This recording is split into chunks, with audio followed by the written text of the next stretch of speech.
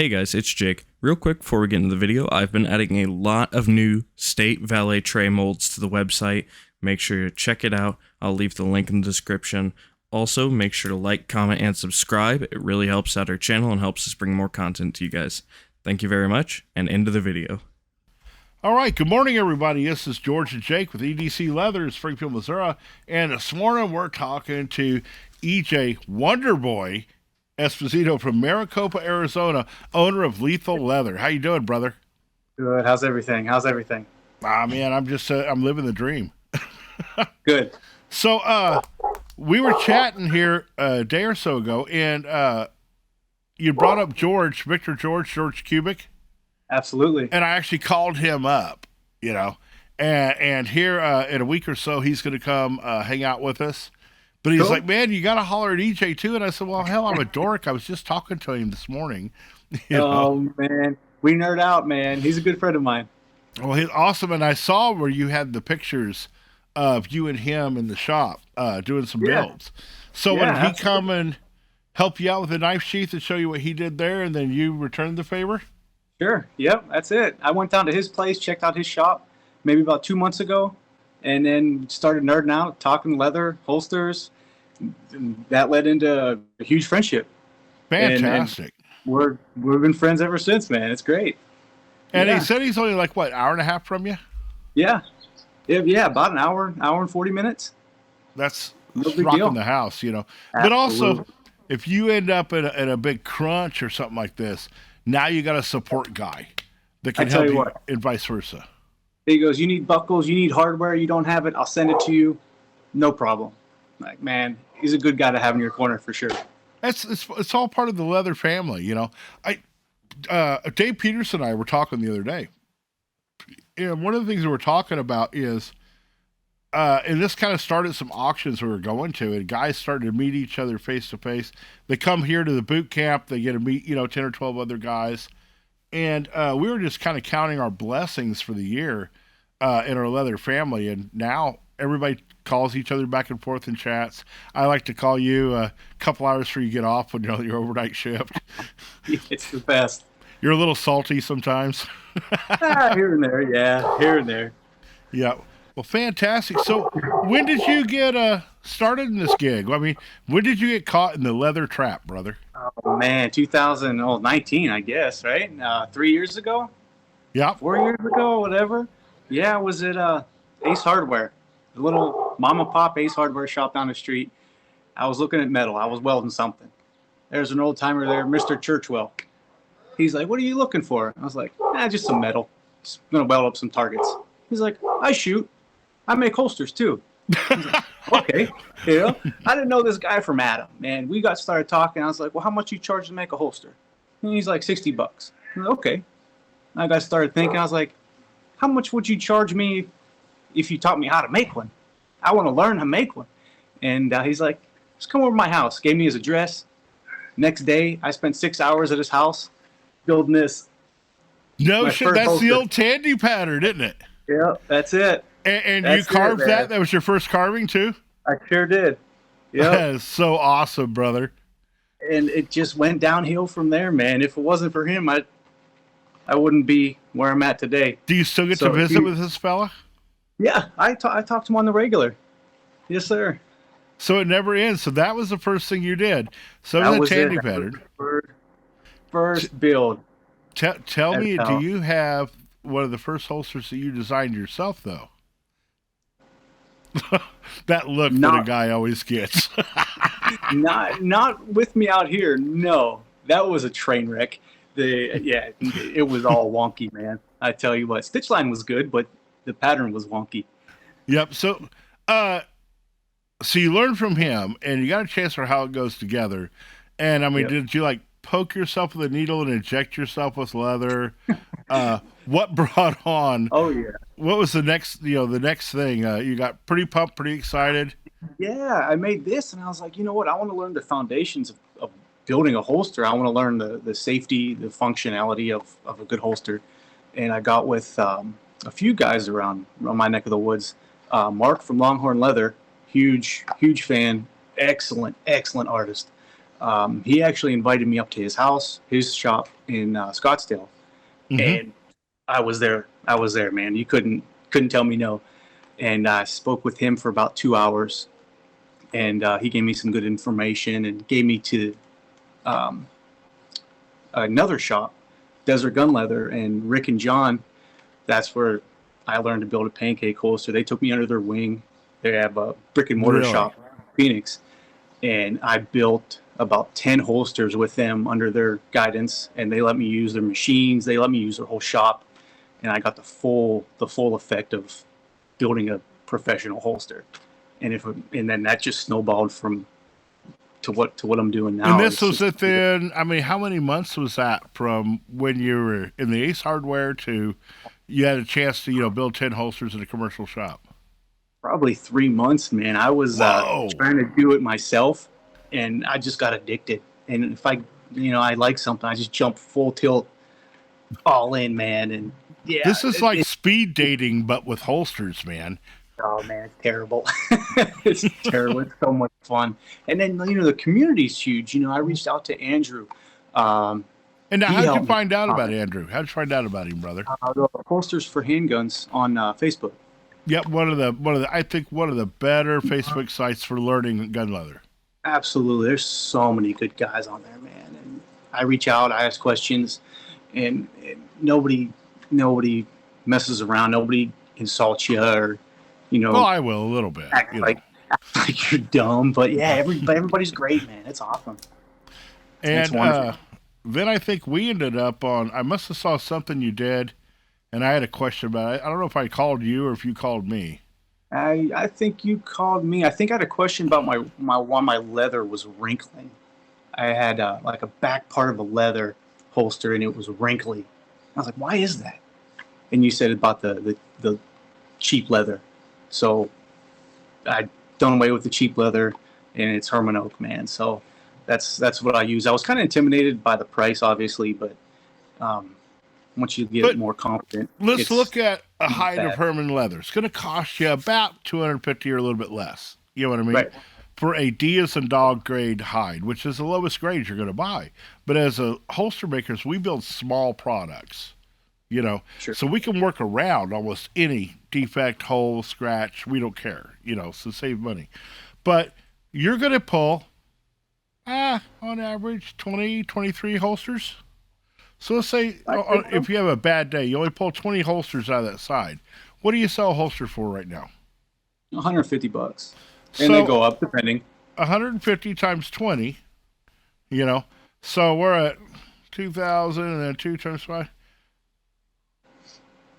So heck, I got to do the math here. So 210, what, $2,000 in that area? Out there, yeah. 2,000, 2,500 in that range. So the cost when I tell people the cost of that leather really doesn't matter. And it doesn't apply in my world. Sure. Do you see where I'm coming from now? Absolutely, yeah. It's a no-brainer. Now I remember when Garrett said he wanted to build gun leather, and I'm like, I really don't want to build gun leather. So about 10, 15 years ago, I think we were paying $160 a side. Okay. And we'd have to go to the cars and dig in the cushions and get the change out, dump out the ashtray, and go sell some soda pop bottles to try to buy a side of leather. And that's when we were in what we called the crack house. Then from there, now, a few weeks ago, I placed an order, 32 sides of leather, and we were doing the exact same thing. We're digging through the couch cushions for change. The questions never end. They're always the same questions. You just add more zeros. Right. You know what I mean? And do you have one of your current holsters here? So we looked at your first one. So what are you making now for people, brother? Oh man, all kind of different things, man. This is my personal one. I really like it. It's I saw that. Draw. Yeah, it's super cool. I like the contrast. That looks kind of like a little Lance Nixon action going on the front on that reinforcement panel, doesn't it? Yep. I haven't reached out to him, but I saw some of his work, and I was like, you know what, that's pretty cool. I'm gonna try to emulate it and build it and see how it goes. Let's hold that up so the belt loops are level. And what are you doing back there? About what, 8%, 8 degrees? About that, yeah. Cross draw. And the most that you can go on a full size 1911, you could probably get all the way to 16, 18, 19 degrees. Remember, the grip angle on a 1911 is 22 degrees. Okay. And you can actually lay that grip level with that belt, but you can reduce on a cross draw. You don't need that rule of thumb 1 inch to the grip clearance. You can reduce that a little bit if you want. But the real problem that you run into with that rig is you've got the belt buckle and you got the belt loop and all that action going on the belt where you're doing the cross draw. Sure. So sometimes I think that on a cross draw, you could actually go with a single tunnel in the rear. So think like an Avenger, but get rid of that left wing. Go with a single tunnel on the back and, spread it across the whole thing. It'll still hold pretty well for a cross draw. But the Avenger holster, did you know that the first iteration of the Avenger was a cross draw? Okay. So, I dig it. Yeah, and it was so that's a kind of interesting thing that you did there. Now I saw that you did the gator on the front. Yeah. All right. So, is there any reinforcement going on there, or is that decorative? It's all decorative. This is just a straight piece of gator. No reinforcement patch whatsoever. I normally do put a reinforcing patch on. I think you still could have put one, but you would have wanted to skive it down just on the top down to a feather edge so that it would just naturally ramp over it. But I talked to Lance. And he's going to be on one of these, and we're going to beat the tar out of him and get every secret out of his head. And we're going to figure out how to make these. Can't wait for that one. Yeah, and he's up in Nebraska area, Nebraska, Wyoming.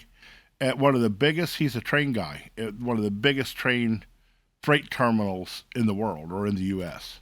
I'll be okay. And I don't know what he does there, but trains are cool unless they're falling over. Then Right. Yeah, nobody wants that. Ask Ohio; they're having tons of problems with trains right now. But so fantastic. And back on that again, I see you used white thread on that. Yeah, I did. Like a natural color thread anyway. The natural. I like the natural. But a lot of guys, you see them talking about it, okay? And they're having problems with, trying to run a natural or a white thread with the dyed leather and keeping it clean. Did you have any problems with that? I have. It tinted it, right? So I dyed it. I airbrushed it. Got some real nice natural thread, stitched it up, and it tinted it a little bit, like a greenish color almost. And I was like, that don't look good. So learned just to buff it and buff it and buff it, and that took care of the issue. So that's what I learned to do. Buff the crap out of it, but also, your rubber sticks that you used to clean your sandpaper with on your belt sander? Of course. Yeah. A little bit of that. Yeah, a little bit of that also help clean those threads up sometimes. Perfect. That's a great secret. Great tip. But the one time when you really need it to work, it's not going to. So leather hates us sometimes. Yeah. So, a little pain in the butt. Do you do a lot of pre-dye, or do you start with natural and dye afterwards? All pre-dyed. Yeah, I do everything pre-dyed because one, I'm messy. My whole garage floor is covered in black spots and brown spots, and brake cleaner works really good to get the dye off the. There you go. The garage floor. But yeah, so ever since then, I do a little bit of airbrushing here and there if it's requested, but more pre-dyed than anything. Absolutely. One thing I'd like to suggest to you is I'd like you to get a gallon of Angelus neutral dye. Okay. Okay. So it's everything that Angelus dye is without the color. So in the dyeing process, I think you said you're going to come down for a boot camp one day. What you're going to learn is as we dip dye, and that dye goes in, when it outgasses or when it's coming out of the leather, it's bringing fat liquors, emollients, proteins. It's bringing all this out of the leather with it, and it's a big part of our hardening process. Okay. So a lot of times you'll see that we're using a neutral dye on a natural holster, but the reason we're doing it is to get that extra hardening. Does that make sense? Yeah, and then along with the Resolene and everything, or whatever you seal it with. Sure. Exactly. And that's a good point. So are you a Resolene, a Phoebings guy? Oh yeah, dip dye Resolene all day. Okay. Yep. And do you run it straight or do you reduce it? I reduce it. I mix it 50-50 with water. Eric Larson does that to great effect.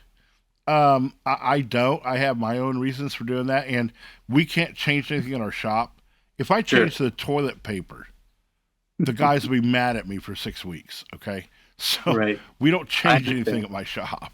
I did read the article you wrote though about why not to, and it was pretty interesting. I just haven't got around not to mix it yet. But you know, you make holsters for yourself, and you wear them for months. Okay, sure. Maybe we'll send you one down. You wear it for a while too, and see if you can tell any difference in the methodology. I think there's a lot of right ways to do this business, to do leather. You know, everybody tries to say there's a right way and a wrong way. I think there's sometimes there's more than one right way to do something. Yeah, absolutely. I agree with that. And so I don't think there's any hard and fast rules that you can't do this or you can't do that on a lot of things. Some things I don't have a lot of play with. Stitch lines. Absolutely. I like tight stitch lines. You know, I can't lie. Did you get that? Did you see what I did there? You know? But yes, sir. But after that, you're drawing a holster-shaped object around it. Yeah. You know. Yeah.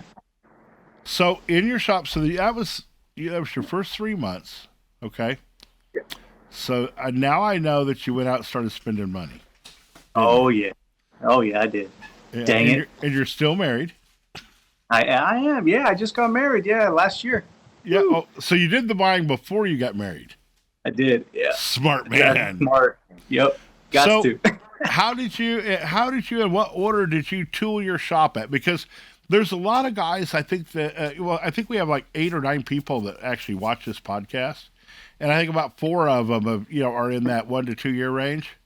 Uh-huh. So they're going to be curious to see how you ramped up. How did you ramp your shop up? How did I ramp up? Oh man, you know what? I bought the Cobra Class 4 right away. Yeah, well, you need it. I said, hell with it. I'm gonna buy it. And like I said, Rick and John helped me with the process, and they let me use theirs. So I actually got to build 10 holsters with their Class 4 and fell in love with it. And then you went home and you looked at your 2 needles and your thread. Yeah, I'm like, look at my thumbs. I'm like, oh man, I don't want to poke myself anymore. So we went and bought that, and then I just picked up a Cobra Class 26 from William from Just In Case Holsters. Excellent guy, top notch as well. And he was selling that, so I jumped on that. And that Class 26 is a smaller cylinder arm. I think it's happy at about a 138 thread. I don't think I'd push it quite to 207, would you? The max is 207, but I run 138. I just do wallets and little things with that. But Cobra Class 4, that's almost half inch. Yeah, a little bit over, yeah, and it just annihilates it, man. That's little, buy once, cry once type of deal thing. Absolutely. And it's the best thing out there for sure. So in your shop, the stitcher is priority. What I try to explain to some of the newer guys that I talk to is you're killing yourself as a designer. You're dead before you even start when you don't have a stitcher, because nothing crushes your soul like you've drawn this pattern, you've worked it up, man, you got everything going, now you're stitching it together, you're hours into this, and then you realize that something's not right, and you're tempted to put out a shoddy product or try to hide a mistake instead of throw it into the bin, and you're out, and it crushes your soul, man. Absolutely. Whereas stitching, Dude, that's a 5-minute process Yep. in your holster build. That's all it is. And it's made to hold 2 pieces of leather together. Quit, doing anything else. Quit doing anything else with that. Don't spend the time. Don't spend, that to do it, because it's going to kill you as a designer, because you make the pattern, you put it together, you look at it, it's not quite right. Back into the bin, redesign, stitch it back together. Hey, that's perfect. And you fast track that, and it happened in less than an hour instead of several days. A few days. Yeah, absolutely. Been there, man. It's like, it's daunting. It's like, oh boy, an hour and a half of stitching this holster. I'm like, man, I'm halfway done. Like, whew. But yeah, that was the good old days, man. You had to learn, and what a better way to learn than to do everything by hand. And that brings there's a product though that your hand stitching brings value. You said you make some wallets, right? Yeah. So you're making a little cheap wallet. We're just going to stitch that thing together. But you're going to do a high dollar, one of the things you put, a sweet carving or something on. That guy, he may be more interested in getting that hand stitch. Real nice finer detail or whatnot, clean on both sides versus, what the sewing machine produces on the backside. That's not as clean as a hand. It can be. I've got something for you. So remember if you go to the Tandy or the Springfield Leathers, they're going to tell you this got a little tool with a wheel on it, and you can change the wheels out, right? And they're going to tell you that's a stitch marker. Sure. That is not a stitch marker. That is an overstitch wheel. The overstitch wheel. Yeah. That is made for you to take and wet down the back of your leather. Just case it a little bit. Run that along your threads, and the bottom threads will look like your top threads. Oh man, that's what it's for. That's what it's for. If you do it dry, you're not going to do nothing. You got to get it wet. But if you'll remember how it's got the little half moons between each one of them, that is made to round your stitches out. Okay. So you pound them, you spritz it, case it, run that wheel, and your back stitches look like your front stitches. Oh man, I'm gonna have to get one right now. I hope that helps. Yeah, absolutely. That's great. That's great information. The only place that we buy from on stuff like that, because I have a Gomp addiction, Gomph, is Bruce Johnson. Are you familiar with Bruce Johnson tools? Yeah. I've bought a couple Wayne Jusick stamps from him. Yeah. What a super dude, man. Yeah. And he's got all kinds, and you can call him and say, I'm looking for this. And, 3 months later, he sends you a bill. And he says, I found one. Pay for it, George, and I'll send it to you. But what a great guy. And there's a bunch of other tool makers as well. So, yeah, but I think that'll help. The other thing is Al Bain kind of got on to me once. I'd set a picture up. And he said, when was the last time you changed that needle? And I said, I don't freaking know. I'm just stitching stuff. And he said, George, on garment leather, we change needles every 8 hours of stitching. He says, probably if you think of 4 hours of stitching, so every 30, 40 holsters, maybe 20 holsters, depending on your deal, change that needle. That's great info, yeah. And because as it gets duller, you notice you're starting to pop little crumbs of leather on the back. Sure. So, yeah, consider that, brother. And that was an Al Bain guy deal, which is, if you don't know him, look him up. I think they call him the leather worker for the stars. He's in Hollywood, builds all kind of different. Yeah. For sure. On your stitcher. Now, you had an experienced guy telling you what to do, okay? But did you ever join the Facebook group? I think it's Tips and Tricks of the Cobra Sewing Machine. Yeah, for sure. I'm on that one as well. Yeah, it's great. What a resource. Oh, yeah, absolutely. There's a ton of people with massive amounts of knowledge on these things. It blows my mind, really. It's like, wow, you studied. And Chris Andre, Slickbald. Slickbald, his video on running the class 4 on YouTube. Right. That's phenomenal. Yeah. And I guess he teaches that class live called Demystifying the Stitcher. Yep.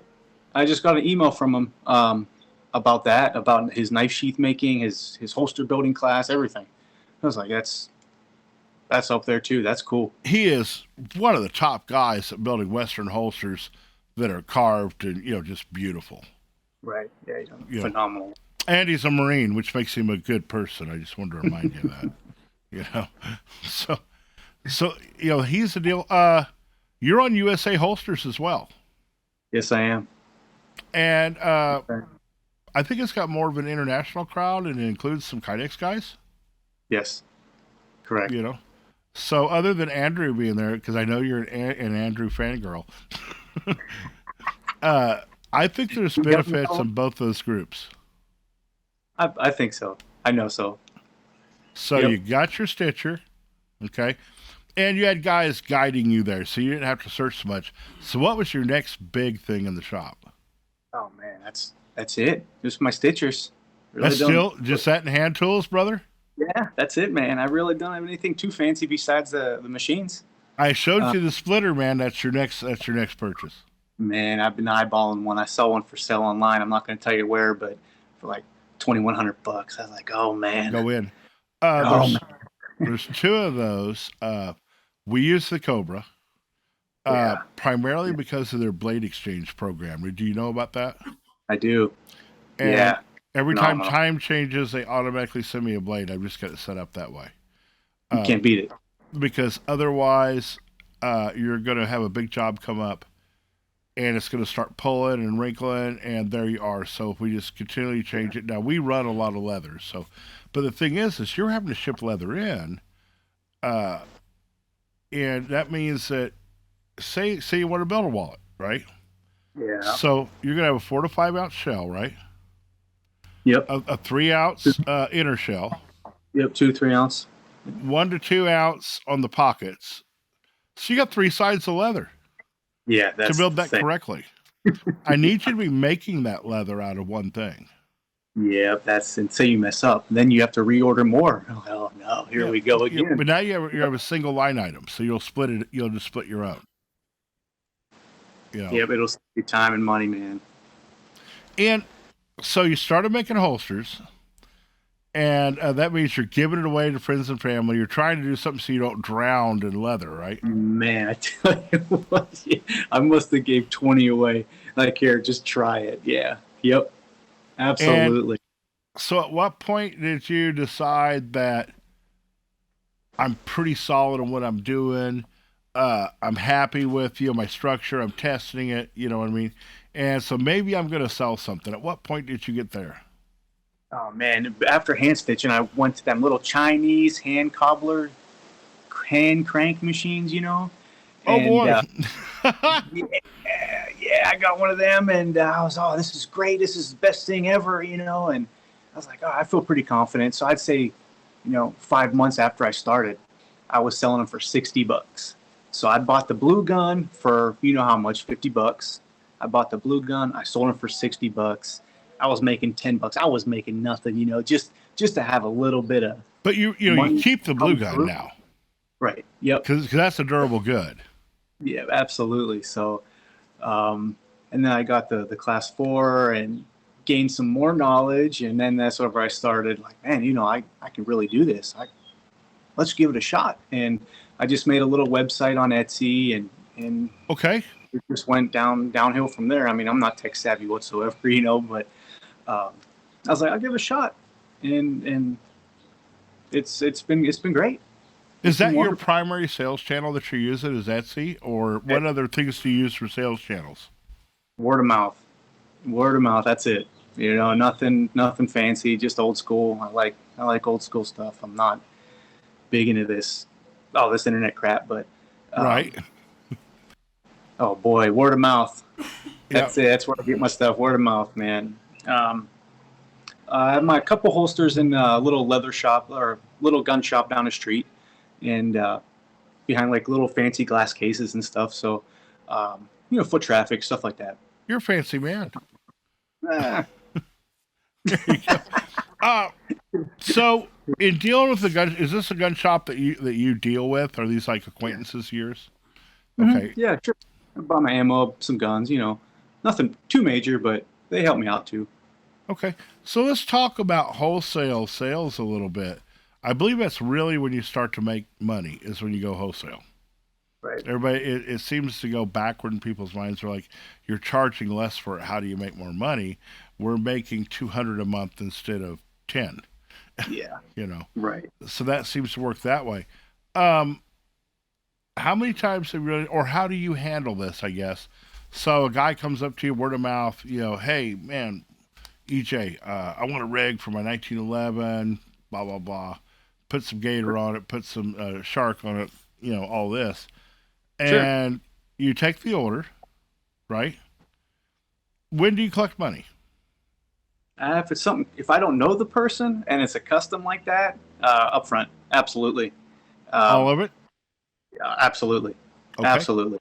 And I give them a little bill of sale, give them a receipt, a little invoice. Here you go. Give me, give me 3 weeks, and we'll go from Okay. there.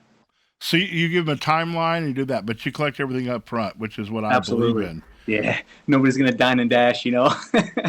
Yeah. The next thing I hear all the time is these guys telling me that a pawn shop, which is a great sales channel, by the way, you know what I mean, or a gun store, a new gun store, they want to carry my product and they want to sell consignment. And I always tell the guys, don't walk away, run away. Right. What's been your experience in having stuff at a gun store? Oh Is man, not a pawn shop per se, but I can't speak on that. But like these guys, they treat me good. They're fair, and they just want to keep get my name out there, I guess. And so are they just purchasing your product wholesale? no, they're not. They're just I'm making some stuff, and I'm just giving it to them, just for the foot traffic, and be like, oh, what is that, or how do I get one, just for people to look at and touch and feel and ooh and ah, I guess, if Now, you. is everything you're doing now pretty much a custom, or have you created a kind of a standard line? So think of like pickups, the SLT or whatever, and then there's the next level, the next level. Are you doing anything like that? No, not now. I like more of one on one. Somebody comes to me, hey, I want this. Okay, what color thread do you want? What color leather do you want? Do you want anything different? What do you want? I'll do it. And I'm more of a one on one person like that. I like that versus black with black thread. Anybody can do that. I want That's the me. one off. I want the stuff that I like a challenge. I like doing that kind of Absolutely. stuff. So And you're staying as a full custom shop. right, I mean, I got this guy here. This is full giraffe. Um, a full giraffe rig. Stuff like that. I mean, Hold him up that's again. Don't cool. take him down yet. Yeah, Okay, so there's a few things going on in this IWV gang. It looks like DCC clips on it. yes. Okay, and then you got ahead. So this is going to be an appendix wear. Yep. Got a Okay, little wing on it. got a mod wing on it. First time using the wing, and man, I love it. I it's great. I was kind of skeptical at first, but for such a small gun, I mean, whatever. But it really does. And what's It that really. holster for? A little, a little baby Rock Island 1911. I Oh, love my really? Okay, 1911. okay, okay. The baby rock. Yep. I mean, it's a little baby thing. It's perfect. Yeah, yeah, Yep, little 380, and fantastic. that's that's it, man. And I lined it with Herman oak a little bit thick than I'd like it, but it was my first attempt at it, and it was for myself, so I figured I'd try something Absolutely. new. I'd like to see you consider the weight of the firearm when you're designing like that. So I would have built that in if I was going to line it or cover it with a giraffe. We're not going to get any structure from the giraffe at all. Right. It's there for looks. It's great, but I'm getting some structure from that glue. Believe it or not. Right. Absolutely. That glue hardens up like Right. a rock. So I think I would have gone maybe 6 ounce, 5.5, 6 ounce on that. Then on my veg, and Uh huh. then covered it with 2 ounce on the giraffe. Yeah, it's about what was that Herman oak? About 5 to 6 ounce there. Yep. So it wasn't too bad, but I probably would have went like 3 to 4 just for the thickness of it. I mean, it's pretty. No, see, there's something about, I got to warn you about a veg, okay? The first 3 ounces, the fibers are sticking straight up and down. Okay? This is how you can carve. When you carve, you're bending them that way and curling them down. You see what I mean? So Sure. the fibers are straight down. After 2.5, 3 ounces, then we get to what's called the corium. And now the fiber structure is like this. Okay? Okay. So you're not going to get into structure until you get into that 4 to 5 ounce. So you can't go down to the 3 and expect that leather to support you. Okay. Does that make sense? That's great. Yeah. Absolutely. Sure. And so when those fibers are sticking straight up and down, that's what allows us to carve it so beautifully. And you'll find when you're carving and you're running your knife, man, you go down so deep and it's like, oh yeah, it's like butter. Then you try to go harder and it's like, oh, you're still cutting, but you can definitely tell a change in the temper of the leather. Yep. You absolutely. need some of that leather to provide your structure when you dye it and seal it and make the holster. Oh, that makes sense. I didn't know that.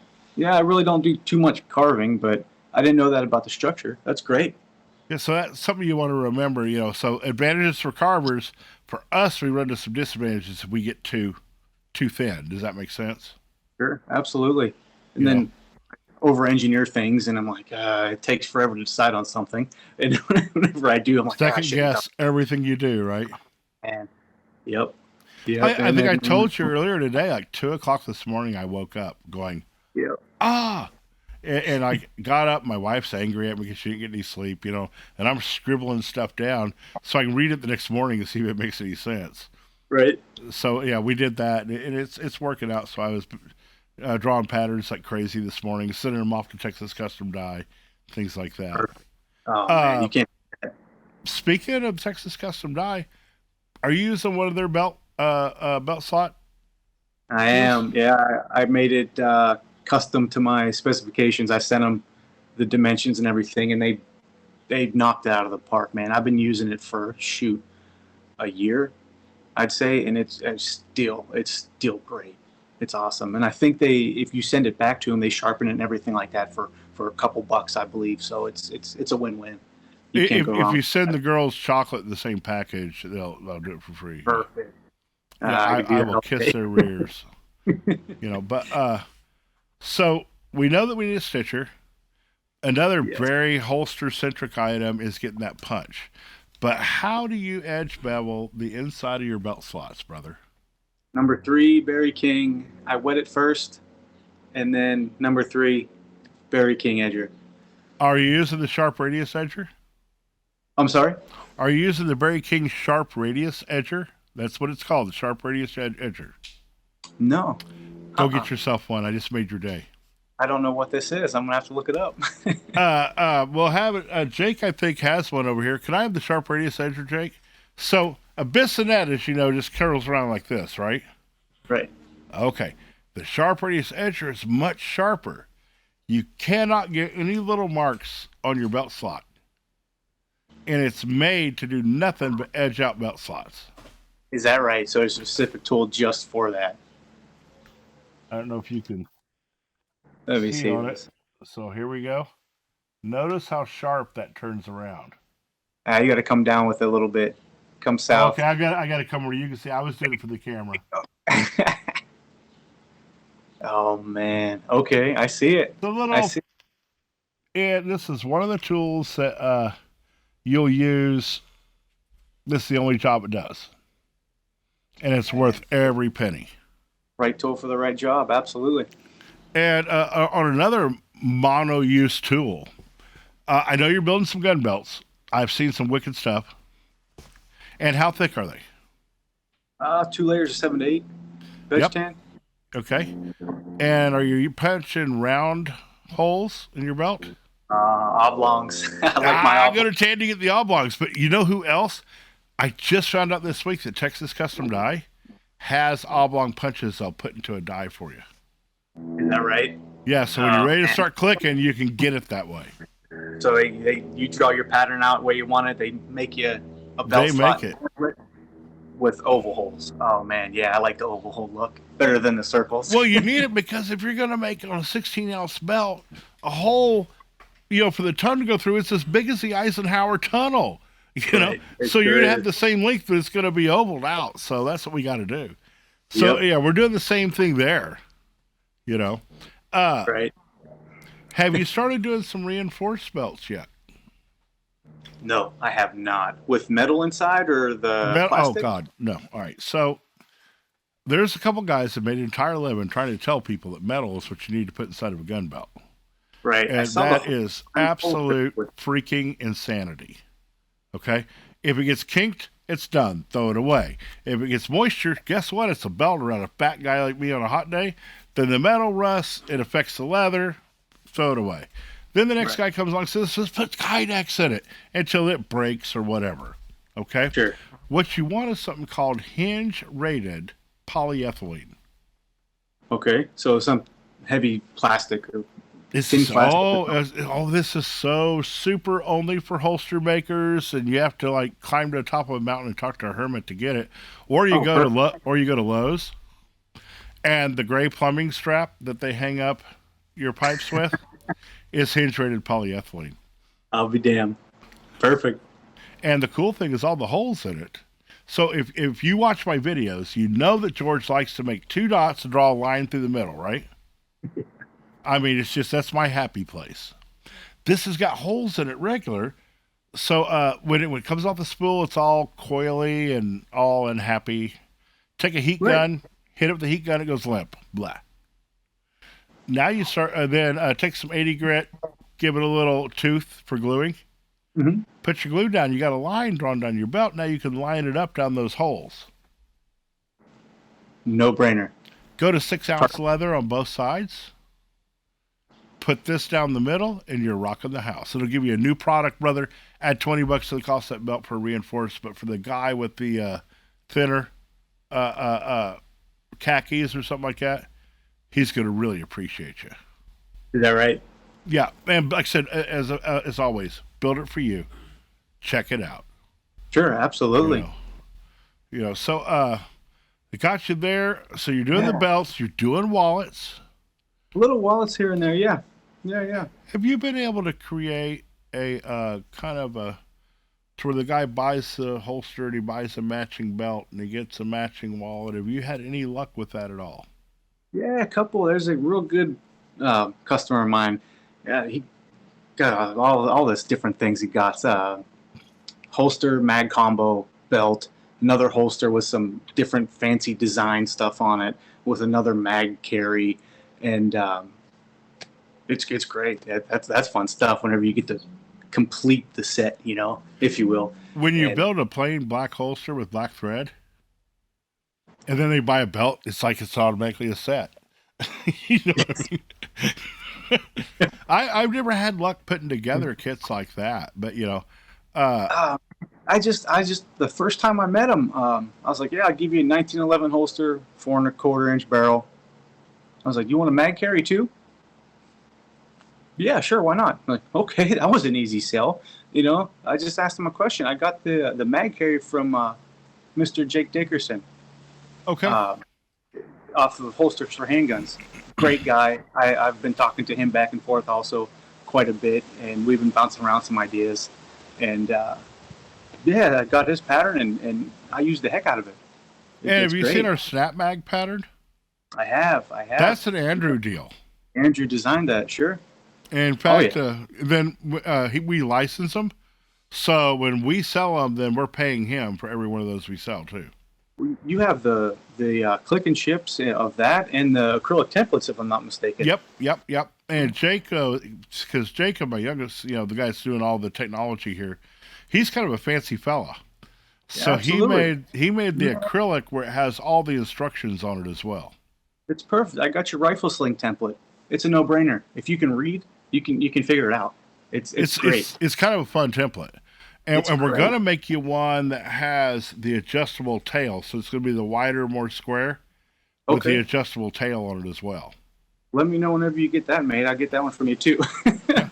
On your rifle sling, have you padded any of those yet? No, it's just straight, just veg tan. dude, go get yourself put oil tan on the front, right? Uh-huh. And then we're gonna take our veg that we're gonna put on the back. But go get the blue camping foam from Walmart. Okay. Okay, and you're gonna cut it out that full size of that inlay piece in your template. Uh-huh. Cut it out, then go to your sander and angle that. Sand it down to shape. Takes That's nice. take some pigskin, suede out, right? Uh-huh. There's the lining leather from Springfield Leather. What is it, like $8? I think a side or something for that pig. Something like that. Yeah, not much. Put some glue on it. Glue this up to it. Fold it over when you glue it, right? Now when you stitch it, just catch that edge, stitch it onto the back, put them together, do a full stitch around, and that gets you a pattern, which is an extra $30 add-on, and you bought an $8 yoga mat, and $2 Right. of leather. Yeah, you're good. And more comfy, too. Yeah. And I think the pigskin is about the best. It's flexible. The suede's got grip to it. It has a little bit of abrasiveness to it, if you will, I guess. Yeah. Have you I built won't any slide Western around. style holsters yet? A few, a little cross draw, nothing major. I don't draw my patterns for them. I get them from Slickball. Mark from Longhorn One of the Leather gifted best. his book, and yeah, I just run with it every time I get an order for that.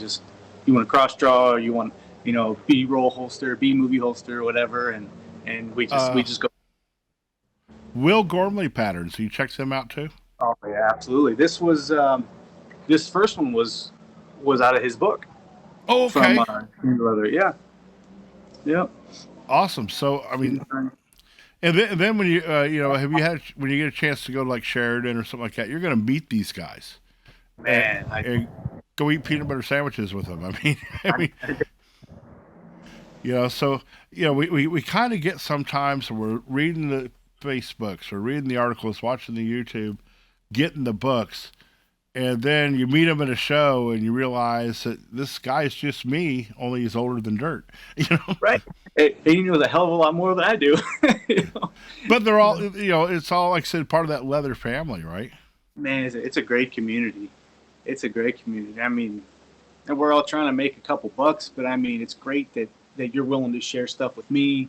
Whenever I first started out, everybody's just willing to share. And hey, I got a customer that wants this. Well, I don't feel comfortable doing it. I'll send them, hey, Andrew, this guy's, going to be calling you to do a build. Maybe you can help him out, and it's a great community for sure. And I do a lot of that myself. In fact, I'll include you in our rotation because we don't really do retail work one off. My guys want to have that order of 30 to 150 holsters. Sure. And we're just not good at doing the one-off stuff. The entire shop comes to a screeching halt while we baby this product through, And, yeah, that's what I enjoy doing, man. So we'll include you in the rotation. We get a call if you want one sometime. That'd be great. Absolutely. If I can, I can. If I can, I can't. Especially if we can find somebody in your state too. Sure. So then, on deal, what have we been able to do to help you out? Oh, by the way, too, make sure when we're done here, you get to Jake all of your different social media, your @ or whatever for Instagram and your Facebook and your website. All that's going to go in the description so people can get a hold of you. You can order some of this awesome stuff. Okay. So if they need a good rig. But then, what have we been able? Is EDC been able to help you out in your growth? Oh, absolutely. From day maybe 5, I posted on holsters for handguns, and you were right there, man. You took me under your wing. It's great. And then I ordered the rifle sling template from you guys. Phenomenal. The Ranger belt template. Great. I love making Ranger belts. Super fun. Super cool. Make it so 4 inches of stitching. If that, I mean, if that, right? Yeah, it's a no-brainer, man. You make it so easy. Little YouTube videos to follow along. It's great. And shoot, the stitch and traces. Like I said, I got one for Glock 17. Wanted to try it out. Man, I could see if you're building so many holsters, just buy it. you won't go wrong with the stitching traces for sure. It's Well, I mean, it's at that point, all I it's wanted to achieve there was, of course, I got the big truck, so I'm on the road, right? right. Yeah, And the guys give me a call. We needed a pattern for a blah blah blah BR549. You know what I mean? Pistol from 1967. George, I need a pattern, and I'm on the road, and I couldn't do it. So I had Jake take pictures of all the guns. uh-huh. Okay, and then we did what's called a D skew. We removed the lens out of the product, put a dead nuts tracing, and I put a dead nut stitch line on it.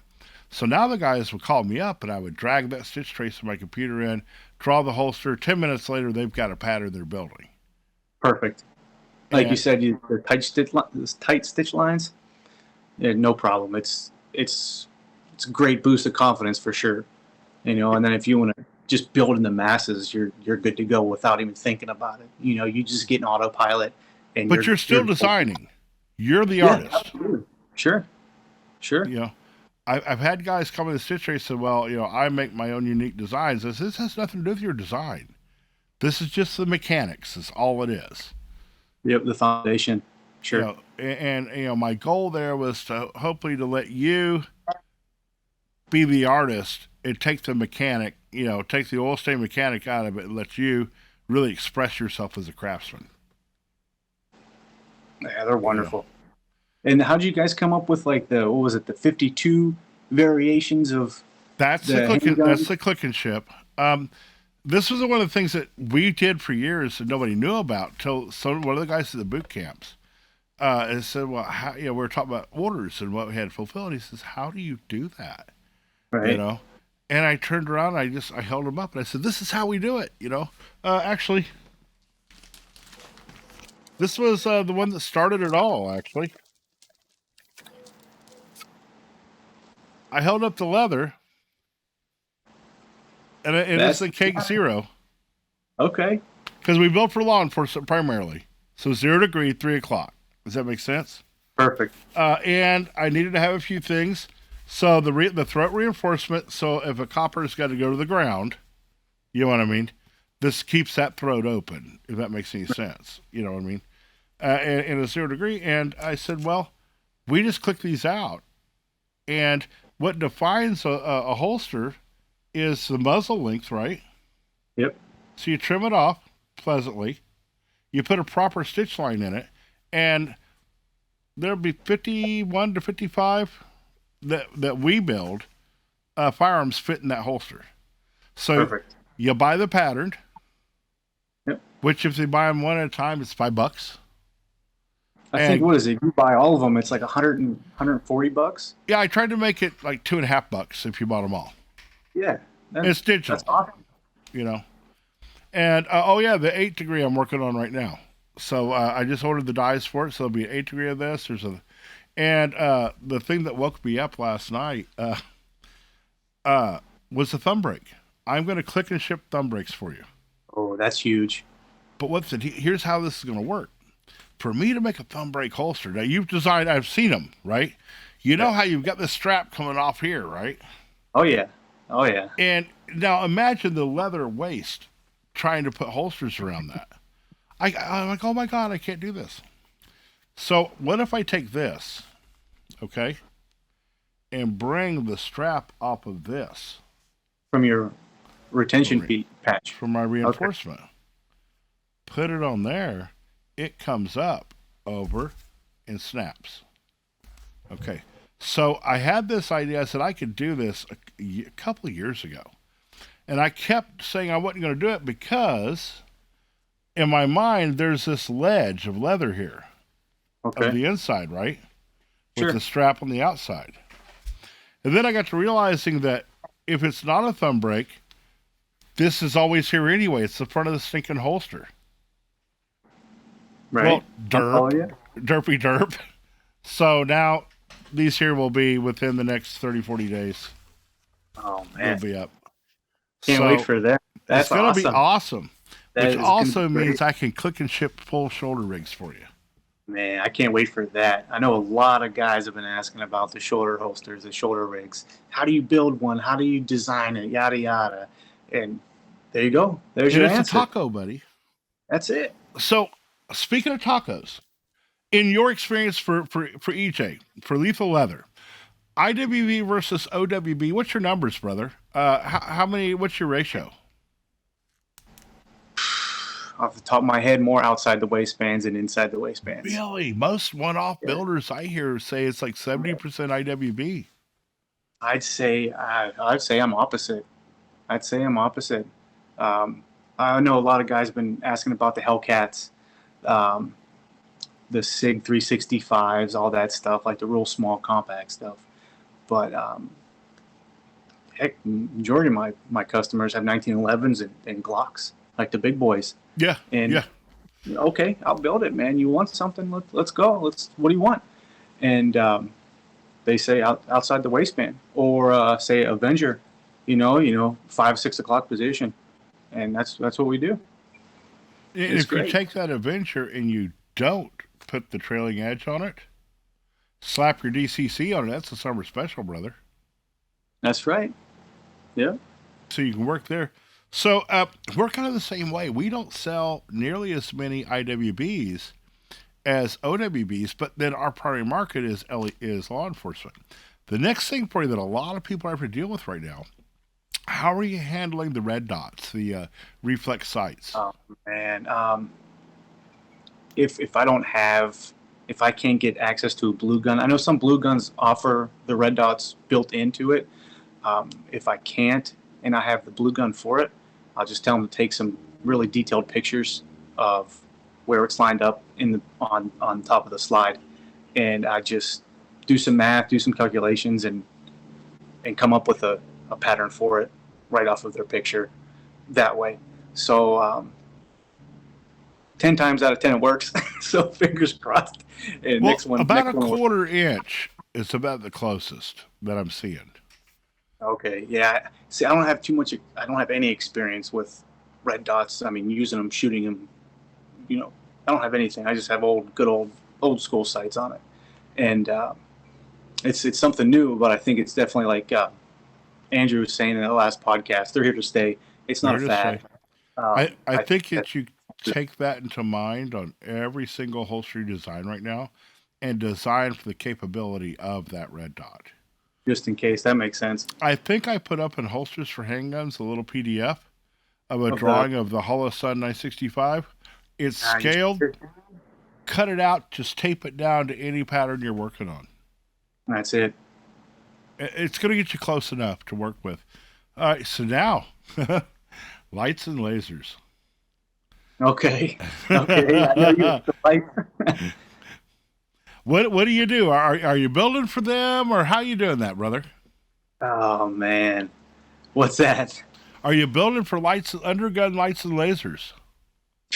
No. I know Glock makes a couple with the lights, the blue guns with the lights on it. If they have that style, sure, I'll do it. But majority, no, because I use a press, and I don't want to press anybody's firearm with that on it. Just a liability thing. So I stay away from it unless I can find the blue mold for it. We're actually trying to, with lots of stops and starts, we're molding lights and lasers. I can see that you can put onto your firearm, but it's. I think there's just so many. It's a project from hell. You know what I mean? I believe it. But they're here to stay as well. So I'm muddling my way through of designing a click and ship that you can trim back on. Oh, your stitch line back. Right. From your trigger guard.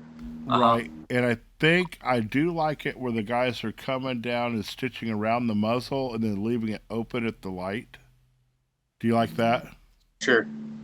Some guy told me, he said, man, you could accidentally turn your light on and it will burn the crap out of your leather and your battery goes down, all that. So having it open's good. I guess some of the lights generate a lot of heat. Well, heck, I have a headlamp that I use for work. I work at nighttime and we use headlamps every day. And it's like 4,000 lumens. I mean, this thing is like the sun, man. You turn it on, you're blinding everybody. And you forget that in your pocket, man. I mean, yeah, it's hot. It'll burn it. It'll burn your leg. Holy mackerel! But yeah, I believe it. I didn't think that the lights on the firearms were that bright that they could actually burn the leather. Right. But I guess Yeah, so I think that as we progress forward, we're going to find lights and lasers, and the red dot sights are going to become more and more popular. Uh, I do think that the market's going to shrink a little bit. We're going to see the streamlights. We're going to see these major brands stick around, and then everybody else is going to come and go. So we're starting to offer with ours, of course, with contract. When I have a guy come and say, "I need 32 Glock 45s with a X300U light and laser or light on it," you know what I mean, and a Sure. 10x precision red dot. He's ordering 31, holsters. We design it and build it and put them together. But in a custom environment, that's what I was worried about. Was how are you going to deal with this in a custom environment? yeah, that's how I'm doing it. Just if I can find them, cool. If not, hey, I'll send you down the road to somebody else that might be able to help you. Absolutely. Are you doing some knife sheaths? I am, yeah. I'm a big fan of the 1911s and the K-bar, of course. I do Okay. have one here. Actually, this is a pattern from Victor George. This is the first thing he shared with me. Old school K-bar sheath. Awesome. Wait. Yeah, it has a little welt to it and the back, but man, you can't beat it. Look at that And, double stitch line. You're a fancy fella. Oh man, love it. Love the double stitch line, man. It looks so good. Just something classy, with all the, I don't know, just the contrast. I like the contrast of it. Yeah, now you got a K bar that you can put in it now, huh? Man, absolutely, yeah. Okay.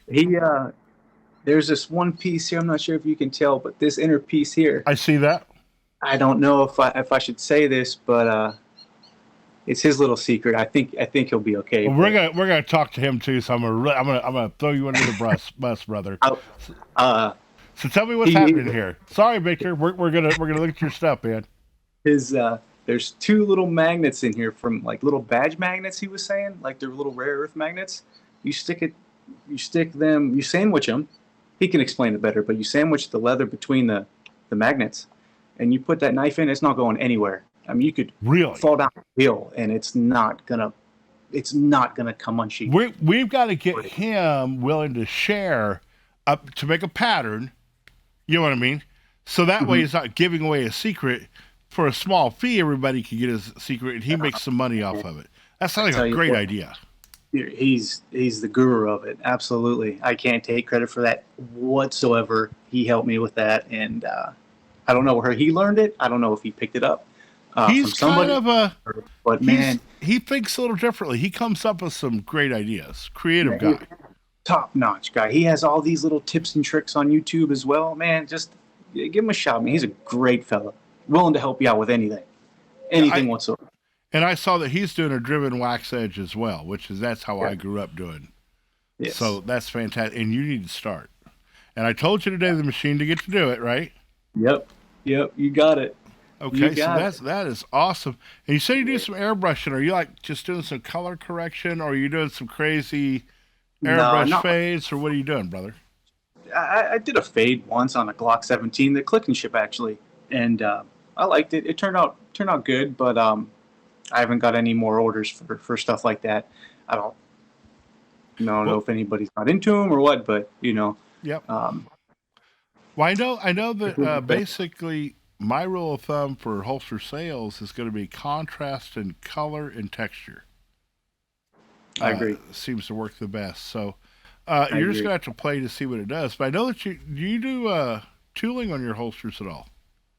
Or stamping or geometrics? Yeah, stamps. That's about it. Nothing, not carving besides the first one, but more stamping than tooling or than actual tooling. Yeah. It's hard to go wrong with a sweet ass basket weave. Oh man, you can't beat that. No way. On a taco, on an Avenger style holster or a taco holster, sweet ass black basket weave with a satin finish in black with black thread. I don't have anything, man. I don't have anything that's black on black, or I just like the contrast, man. I just looking at my stuff. I'm like, wow, you know what? I don't have anything that's black on black or brown on brown or anything like that. I leave that for us. You know, Yeah. you let you fancy fellas do that. We'll do the boring old stuff. More of Yeah. a contrast guy myself. I never realized it, but you got a point there. Yeah. Well, man, this has been a lot of fun, and I really love to see where you come from. I hate seeing the fact that you have a swimming pool and it's warm, whereas I'm like 40-degree and rain, you know, right now. So I hate you a little bit.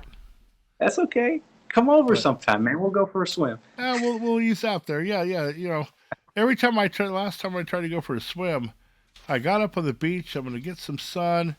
All these young ladies come running up to me with bikinis, and I'm like, yeah, I've got it. They start throwing buckets of water on me and shouting, keep it wet, it'll live, you know, and trying to shove me back in the water. So I don't do the swimming thing anymore. Jesus. You know. I got you. You picked it up. So, oh, yeah. Brother, we're going to get all your contact information down. Thank you so much for spending the time with us, buddy. Hey, man, thanks for having me, George. I appreciate it, man. Right, be blessed, brother. Thank you so much.